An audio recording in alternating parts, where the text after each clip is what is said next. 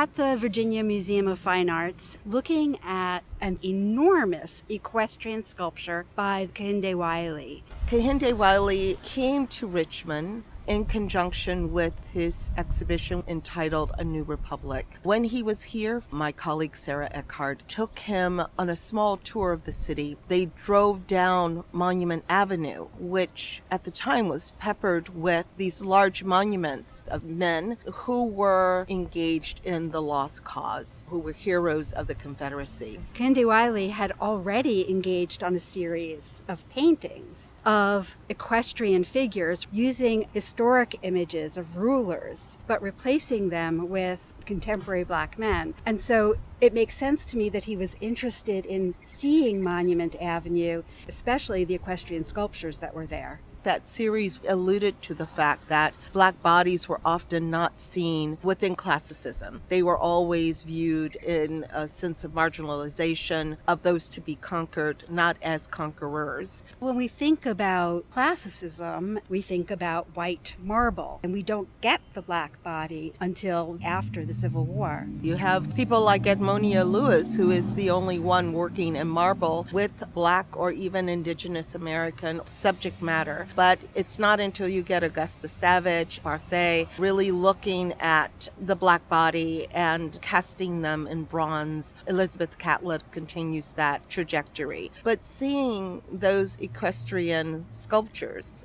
Kehinde Wiley speaks of it so beautifully that they were both giving him a feeling of awe and dread as a Black man standing beneath them. Kehinde Wiley's sculpture is modeled after the J.E.B. Stuart sculpture, and Kehinde had the vision of what the impact of a sculpture such as this could have, not only on this city, but on the region. Monument Avenue stood as a narrative, and there was no counter-narrative. So for him to intuit that monuments and monumental framing such as that really needed a monumental response was so acute in its understanding of visual symbols. The artist is conceiving of this project on his visit in 2016. He completes it in 2019, months before the civil unrest that happened in this city. 2020 started with the death of Ahmaud Arbery, and on the heels of that, the death of George Floyd, and people felt exceptionally vulnerable. It brought a real awakening. It's not that people weren't aware, but maybe in the face of the pandemic, people realized in real stark terms that we were dealing with two pandemics. And the pandemic of racism, where the license to enact violence upon Black bodies has an historical underpinning. So the artist does something remarkable. He draws on the long history of art, back to the ancient Romans erecting bronze equestrian monuments to honor victorious generals, images of rulers on horseback. There's this very long tradition of creating an image of power on an animal that is itself powerful.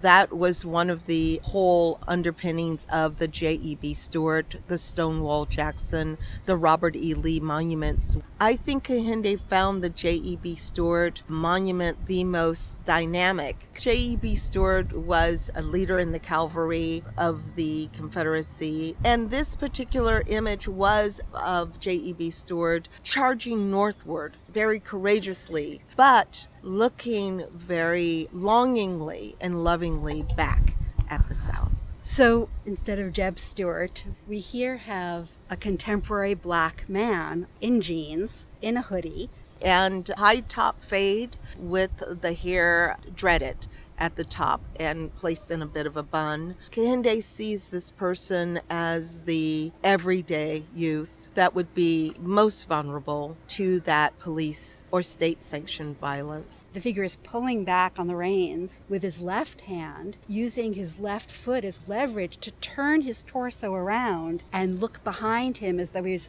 a ruler looking back at his troops, or perhaps about to turn his horse around. There's a whole narrative, a whole unfolding of time that happens when we look at this sculpture.